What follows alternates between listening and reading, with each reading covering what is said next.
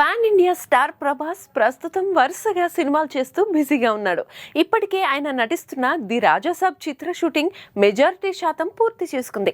ఇక ప్రభాస్ నటిస్తున్న మరో సినిమాను దర్శకుడు హను రాఘవపూడి డైరెక్ట్ చేస్తున్నాడు.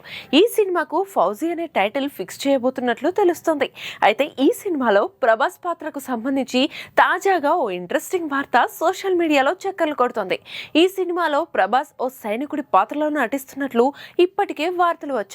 అయితే దీంతో పాటు ఆయన ఈ సినిమాలో బ్రాహ్మణ కుటుంబానికి చెందిన వ్యక్తిగా కనిపించనున్నాడట. ఫౌజీ చిత్ర షూటింగ్ కు సంబంధించిన నెక్స్ట్ షెడ్యూల్ మదురై సమీపంలోని కారైకుడి ప్రాంతంలో జరగనుంది. ఇక్కడ దేవీపురం అగ్రహారం నేపథ్యంలో బ్రాహ్మణ కుటుంబానికి సంబంధించిన సీన్స్ ను షూట్ చేయబోతున్నారట.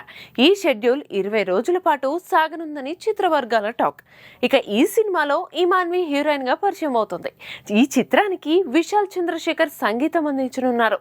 మరి నిజంగానే ఈ సినిమాలో ప్రభాస్ బ్రాహ్మణ కుటుంబానికి చెందిన వ్యక్తిగా కనిపిస్తాడా అనేది చూడాలి.